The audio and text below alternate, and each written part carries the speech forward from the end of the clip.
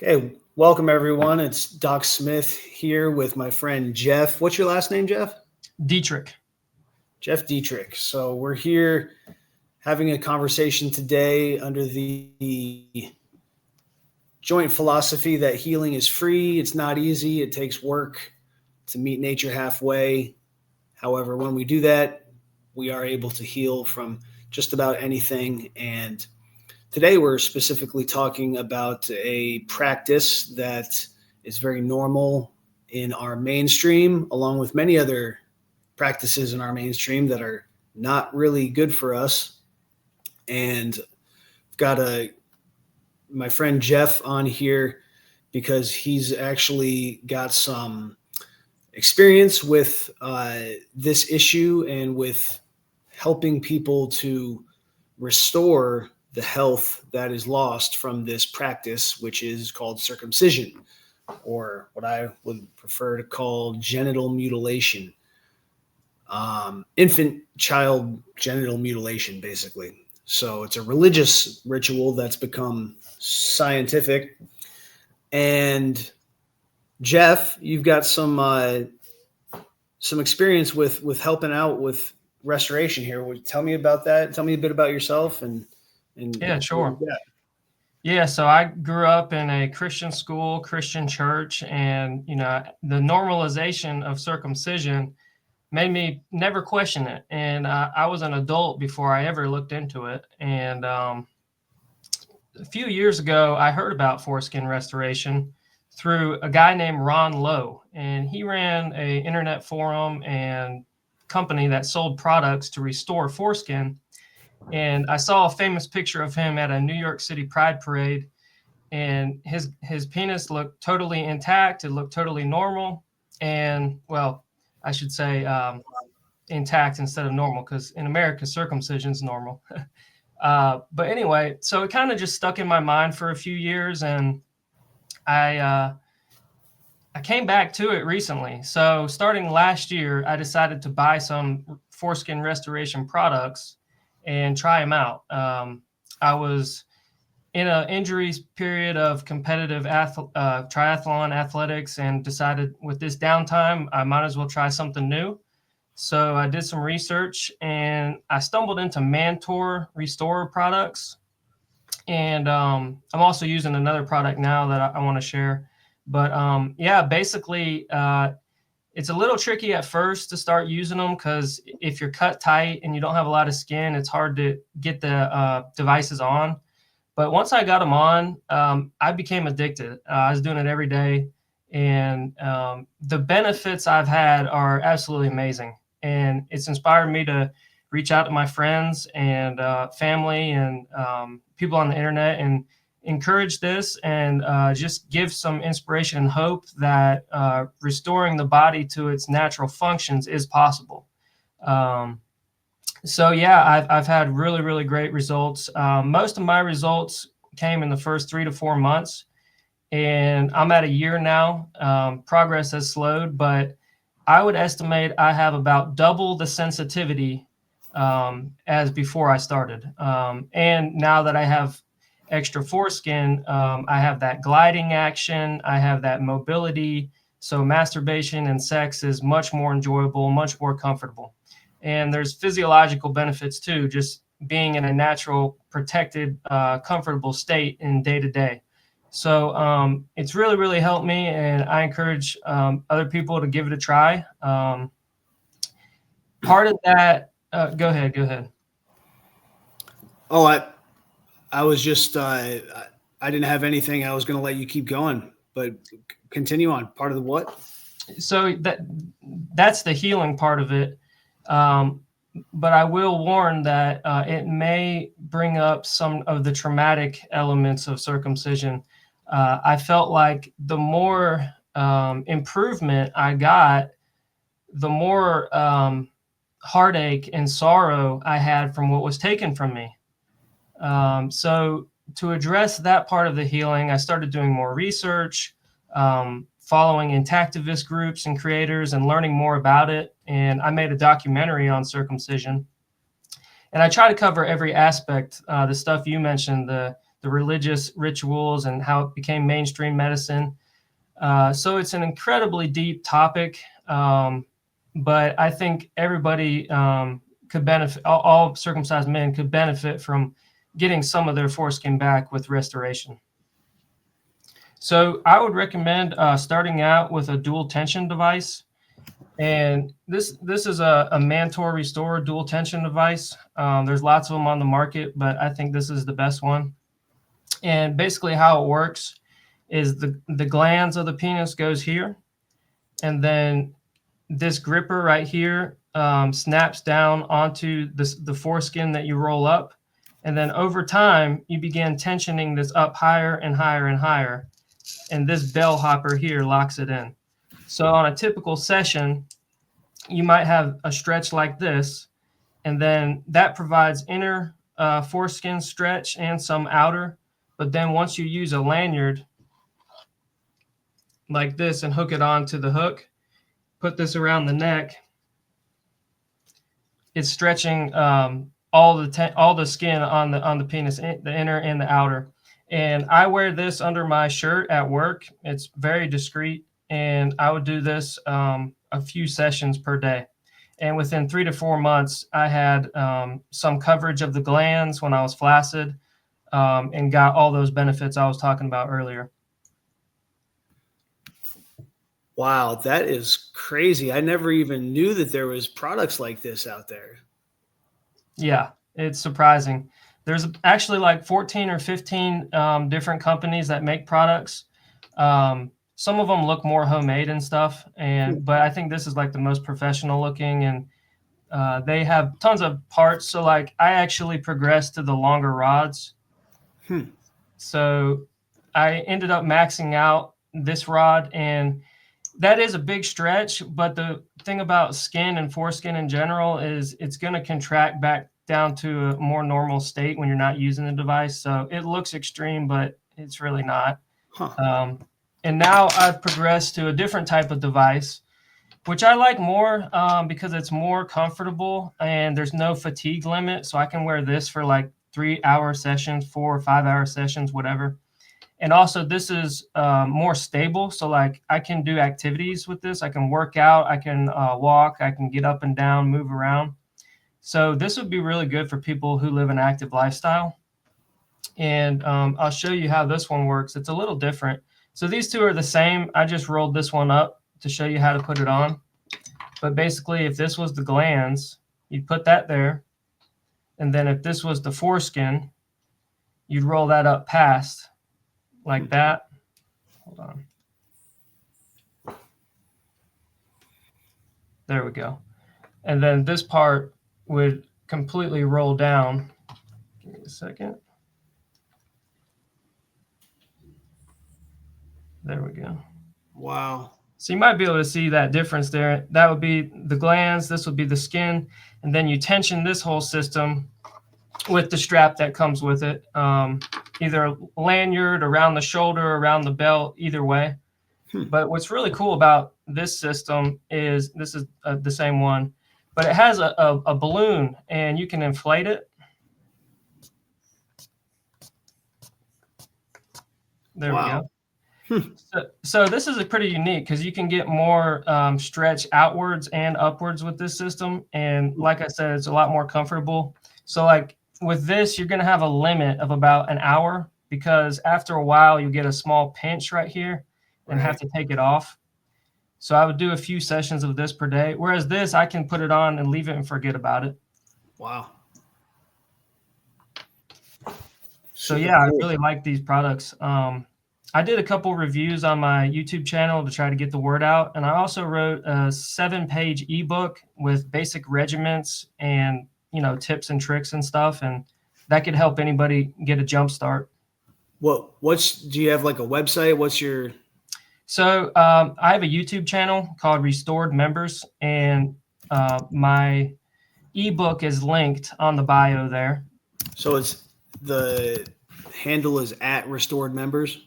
Yeah. Okay, so should see banner thing coming up with that. Okay, maybe not. Okay, cool. Restored members. And you did a documentary too. Is that on your YouTube? Yeah, so the documentary focuses just on circumcision. Okay. And for me, that was a big part of my healing, is just figuring out what happened to us, you know? Uh-huh. Like, how did it become normal? Yeah, and what are the motivations? Because the reasons being given by the medical community and even the religious community, they're straight lies. I mean, even in the Right. Bible, it says it's a covenant of fruitfulness, but circumcision impairs our reproductive capability. Right. So, yeah. And so in the medical stuff, they say it prevents infections, but an intact boy only has a risk of 1% for a UTI, whereas girls have a risk of 5%. And we don't cut off their genitals. We just prescribe hygiene and antibiotics. And the other lie is that it prevents AIDS and HIV. Well, infants are not at risk of sexually transmitted diseases. Right. So, yeah, it's very complicated and deep, but I tackled every aspect, even the esoteric aspect of child sex abuse. I mean, that's, in my opinion, that's what it is. And unfortunately, that's been very common throughout all of our history. Right. Satanic, if you ask me. I agree with you. Right. Yep. It's the inversion, the Right. satanic inversion of everything. Yeah. Our mainstream, if they call it a teacher, it's the opposite of a teacher. If they call it a doctor, it's the opposite of a doctor. It's the upside down. So, yeah, brother, thank you for doing what you're doing. And what a crazy thing to have to experience. And there, I guess it's like 80% of me too. I got circumcised too, and I haven't tried any of these products or anything yet, but in the last 10 years or so, I've started to feel like that doesn't feel right. Like it feels like whistling in the cold wind or something, is what I've said before. It just feels weird. Like why does it feel like there's something missing from the top of my penis? Like what the heck? But yeah, it's pretty crazy. So how long is your documentary? It's an hour. Awesome. Cool. Okay. Well, I look forward to checking that out. Thank you. I didn't realize you had a documentary. That's cool. What are some of the main things we learned from the documentary?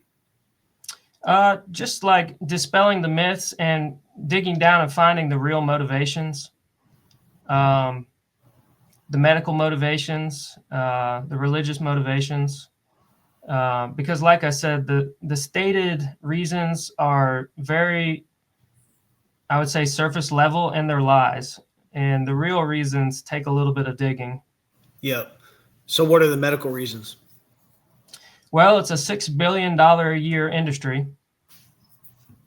The AAP released a circumcision policy in 2012 that basically recommended it.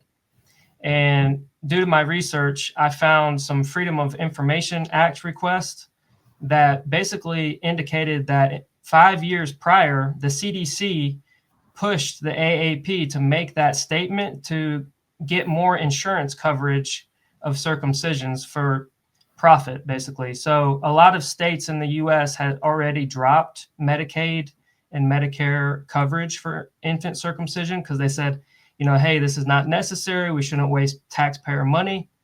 But the CDC leveraged the African HIV studies to then push the AAP to explicitly call for insurance coverage of it because they claim the benefits outweigh the risk. But I spent 10 minutes in my documentary going through their official policy, and the risks overwhelmingly outweigh any of the benefits. The biggest benefit that they found was less than 1% reduction in UTI, but the risks were anywhere from 2% to 20%. So it made no sense. It's totally incoherent. And actually, all the other pediatric societies in the world have condemned the U.S. Policy because of that. Wow. Crazy. Yeah. And the whole, go ahead. And I showed some footage of the directors of that policy, and they were as sociopathic and, in my opinion, demonic as it gets. Wow. Yeah. When they love to blame infections. And then when you look at what the symptoms of the supposed infections are, it's just basic symptoms that happen with anytime we get sick. There's going to be muscle aches and joint pains and fevers maybe. And then they say, oh, you have an infection. And it's actually, no, we just a bunch of different things came together. Like we haven't been eating very well, or there's a lot of stress and didn't get good sunlight and the season. And then, we have an infection. That's true. But what we actually have is just, the culmination of a bunch of different factors coming together.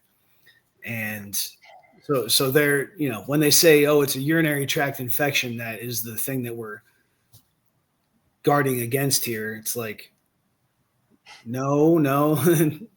What you're calling a urinary tract infection is not even what you think it is, what they think it is anyway. They, when they give, if they did real science, they would discover that, they claim, oh, people get a UTI and then we give them antibiotics and then they get better.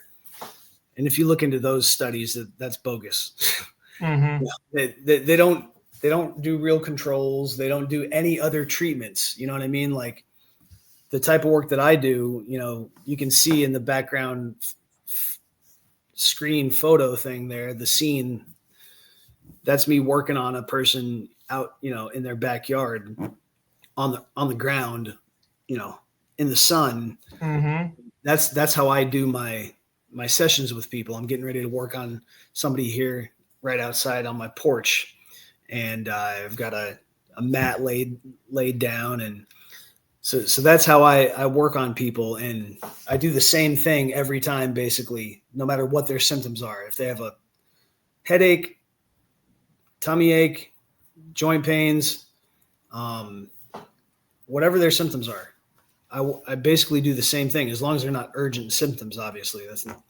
But whatever their symptoms are, I do the same thing, which is a many thousand-year-old sequence of body work that is really just about, like, really what it is about is opening the joints, all the joints from head to toe.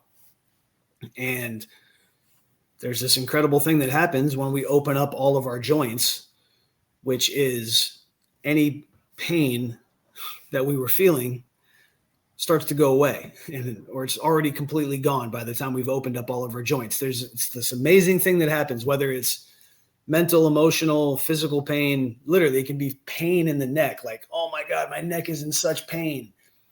And if we actually go through the full range of motion of the neck and use what we call purging exhales, which is letting go and releasing, focusing on our exhale, actually letting go, rather than holding on to physical energy, which is what everybody's doing in our culture all the time. This culture that chops off the top of the penis. No wonder people are uptight and they're holding on and they're never releasing out the energy. And there's all this tension here. And the tension here is no different from the tension that we feel here or in the knee or wherever. It's energy is all connected. So anyone who's watching this, if you're, Jeff, you mentioned sadness, and, I feel the same way too. When I think about, like, what the heck happened to me, to all of us, like, what the heck's going on? God still has given us all the tools we need to overcome. And we got to do the work, and it requires what I call meeting nature halfway, but that's what these ancient practices actually are, is they're tried and true methods that got passed down. And like with joint opening, they learned that, oh yeah, if there's pain here in the shoulder, I can actually open up my neck. I can open up my neck, and then I can open up my elbow and my wrist and my shoulder and all that, and open up all these joints here that are close to the pain, and it actually helps that pain to flow out. And it's crazy because I do a hands-on version of that with people, and I witness that whatever their symptoms are, they come in with a migraine. By the time they leave, they feel completely better. There's no migraine. It's completely all gone. They come in with pain in their knee. It's completely all gone. They come in with anxiety, depression. It's completely all gone in one session. Yeah. And anybody can do this. Anybody can do it for themselves. We can do it for another person. And it's just crazy because there's no excuse for these medical doctors to be pretending they're so helpless and saying, oh, the only thing we can do is antibiotics. That's if you have a urinary tract infection, all we can do is antibiotics. No, you've got to compare that against 1,000 other ways that have been developed over the years. I mean, the first thing that everything should be compared to is fasting, in my opinion. Have you tried fasting? I used to love fasting. I did it for a couple years around the pandemic time. Okay. The plandemic. Yeah, exactly. Well, yeah, fasting is, if they just compared, okay, for everybody that's got a UTI, all they got to do is real simple. Take half of them and give them the antibiotics that they normally give, and then take the other half and have them do fasting and compare those two together. And they would find so quickly that there's literally no reason to ever take antibiotics. That whatever they're blaming on a bacteria infection actually clears right up if we just stop eating for about 24 hours. Yeah, and it's interesting because our bodies are mainly comprised of flora and fauna, bacteria.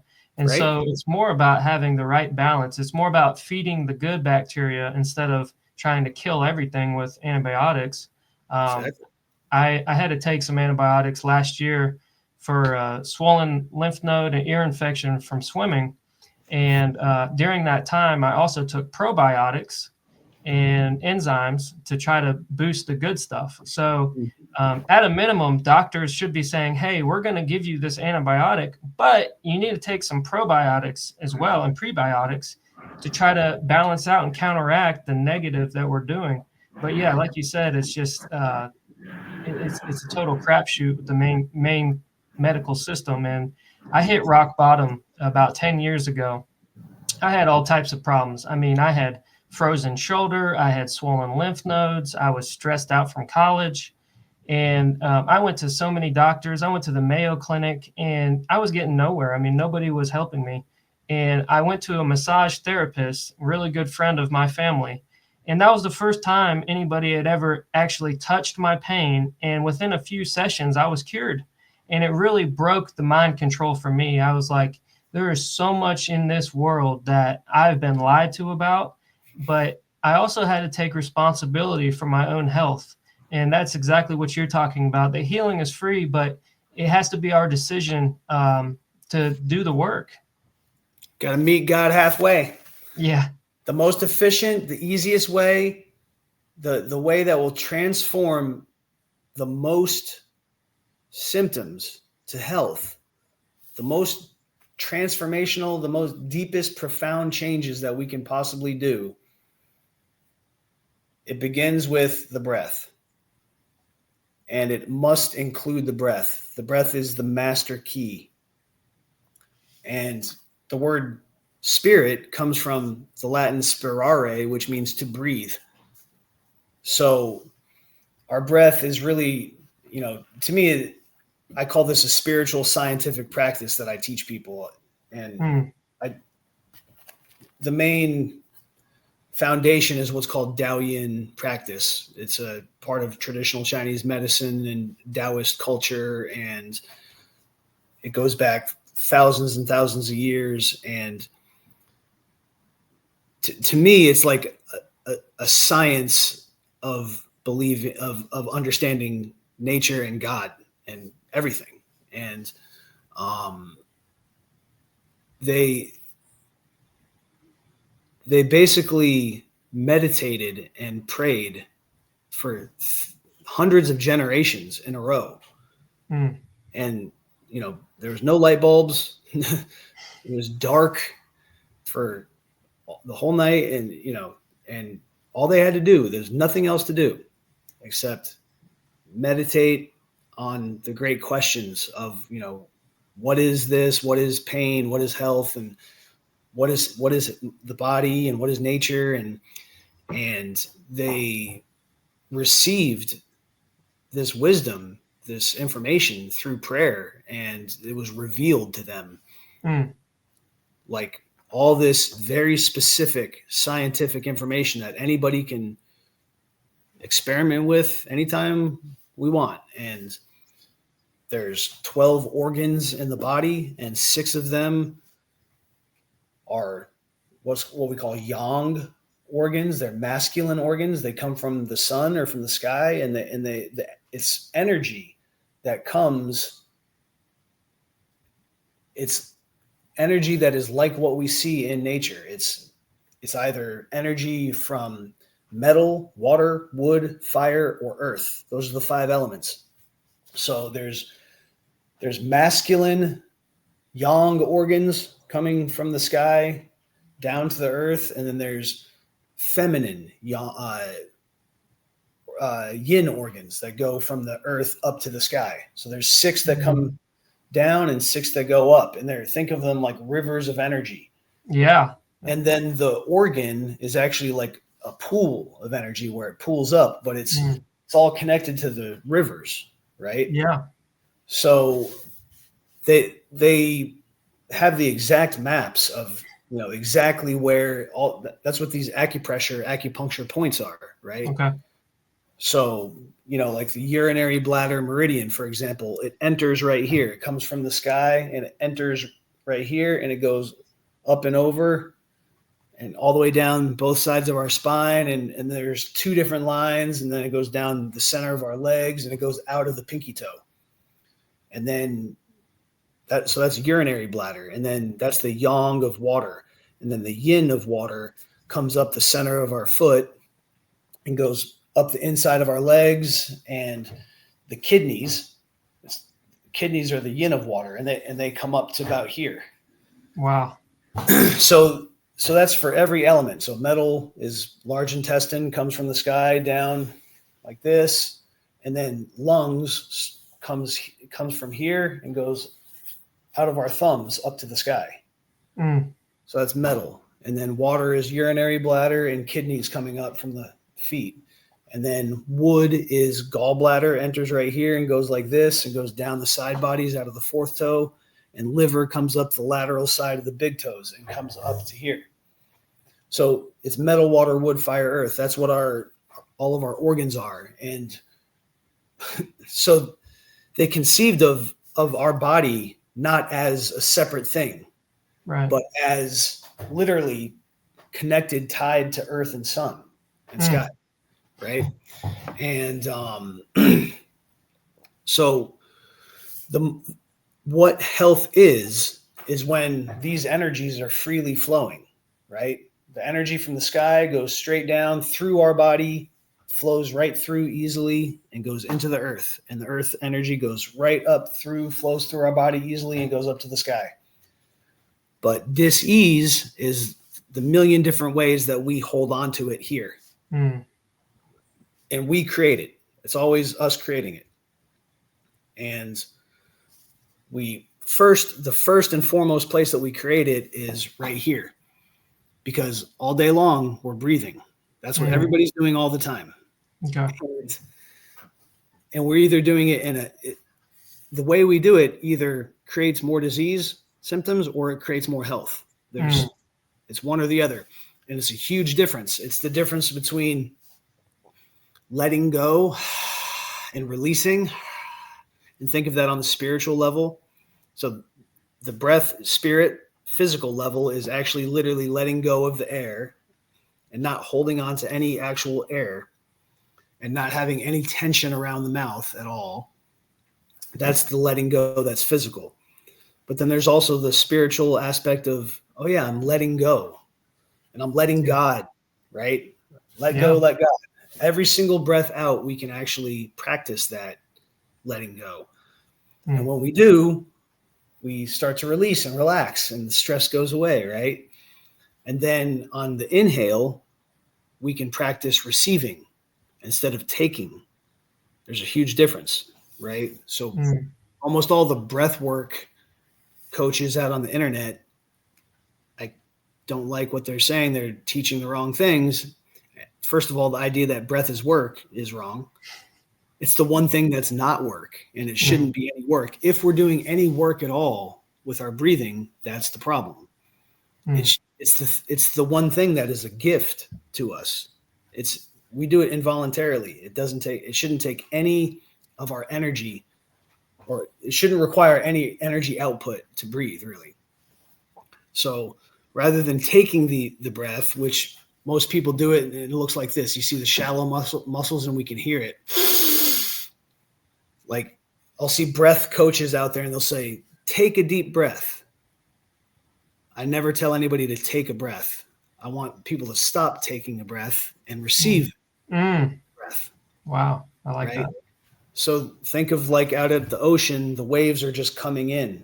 You don't have to pull them in. They're coming in and we're witnessing it. So that's what each breath in is. It's always into the nose and it's like seeps in slow. And as it seeps in here, there you go. Yeah, let it go. I feel my belly button push out as it's seeping in here.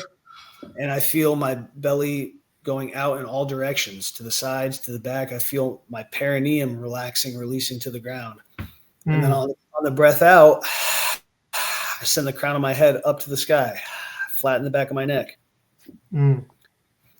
So reshaping the breath is the first thing. Okay. And posture expansion goes right along with that.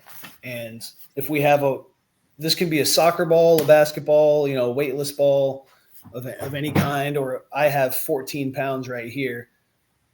What do you got there? A 5-pound weight. I love it. That's a great way to do it. So just hold it with both hands up there. Form a little platform. Are your shoulders comfy like that? Yeah. So part of what you're doing is you're learning how to relax your shoulders in this position too. Okay. Anytime you need to, if your shoulder's getting tight, you just put an arm down, shake it out like that, bring it back up, shake out the other one. But part of what you're doing here is actually abducting the shoulders, which is going to be good for your shoulders. Exactly. Just focusing on that exhale out. Each exhale, we're pushing the weight up to the sky. This feels amazing. Good. You should feel. What do you feel? Tell me what you're feeling. I feel a lot stronger and more invigorated with that breath. Good.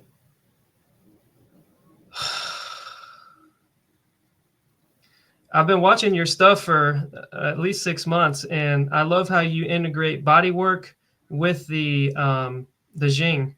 It's a great combo. With the Jing, what do you mean? So, like this neck work stuff, I saw that you were doing body work on people while they're doing these type of exercises. Right. It's just really neat how you're able to combine these modalities, and combining the breath and the neck strengthening is going to help me a lot. My neck is always stiff and I can't even turn it very far. But I think this could help. It will help for sure, because right now, so what you should be feeling, and you said you feel stronger, which is great. That's exactly what we want. So, there's this big thing with cervical spine instability that people, have you heard of that? I might have it. I know mine is very tight, so I'm sure it's weak also. So You don't have it. Okay. Don't ever take any of these diagnoses seriously. They're all bogus. Okay. Anybody that practices the dark art of diagnosis should be disregarded. I love that. Don't let anybody tell you you have cervical spine instability. That's just because they are a quack and they were mistrained. And all you have is a lack of doing this. That's it. That's the only thing that you have. And every human did this because we had to. For however long humans have been on the earth, until just a couple hundred years ago, we got backpacks and stuff like that. But before that, we had to put a clay pot on our head and fill it up with water and walk to the well and all back home and all that stuff. So we have incredible, strong functions here with our head and neck. And it wasn't just women that did it either. Men would, have to, imagine building a hut back in the day when you didn't have things to drag logs. You'd have to you'd have 5 guys get underneath a log and they'd all pick it up and put it on their heads like this and carry it. And you go out and hunt a deer and you'd have to pick it up and carry it back on your head. It's the most efficient way to carry anything. So the moment you do this, you start to reverse the pattern. That is the main pattern of disease for all our symptoms. Almost all our symptoms have to do with our posture going from straight up to going forward, right? The head goes forward. And really what we're doing is we're actually going into fetal position. Oh, wow. It's the fear paradigm, right? So the culture is fear. So people are actually slowly going into fetal position and eventually they die and they curl. And I've seen a lot of dead bodies from people who died of old age and they're curled up. Like when they die, they are like in the fetal position. It's so sad. That's not how I'm going to die. It's not how we're going to die because I do this. That's how the system kills people off. They go out in the fetal pose. And when we do this, we are reversing that completely. So the fetal position collapse or the face head forward means that everything in the front is tight and everything in the back is like disengaged and it's like it's overstretched. The moment we do this, we start to reverse that. The front releases and relaxes and the back deeply engages. Okay. So the posterior neck muscles, the deepest muscles are engaging. And just the more time you spend with your head loaded like this and basically, you're going to start to stabilize this. I tell people for the first month or so, just mainly focus on here. Try to do at least 5 to 15 minutes a day, either seated or standing, 5 days at least a week. You can do 6 or 7 when you're only doing especially 5 to 15 minutes of just straight up standing, just like this, or seated. Okay.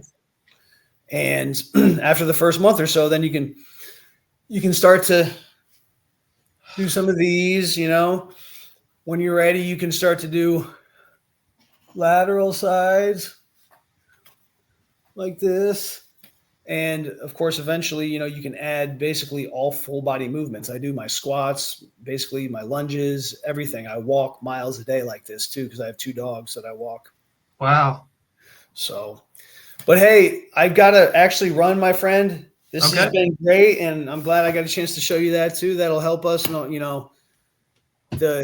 The sadness is real, my friend. I felt it too. I mean, hating my family for allowing it to happen, being mad at God, but then also, God comes to me and is like, this is everyone in this world is a victim of something. And so I'm not special as a victim. And like, 4 out of 5 men in our country have had this done to us. And the cool thing is that we have many practices and God will give us the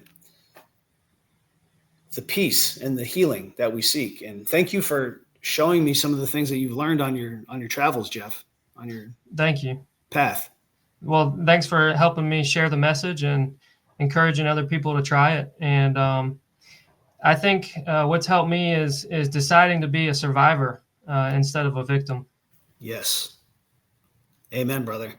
Well, hey, thank you so much, Jeff. I'm going to have to let you go here, but for everybody watching this, check out Jeff's documentary on YouTube at Restored Members. You can see it there on the ticker, and I'm looking forward to checking that out myself, Jeff. So thank you very much, and let's do this again one of these days. All right, brother? All right. Thanks, Doc Smith. I'll be doing the exercises. All right, my friend. Stay in touch and keep me posted how it goes, okay? All right. Will do. Thank you so much. All right. Healing is free, not easy. That's right. See you next time. Have a good day. Peace. Thank you.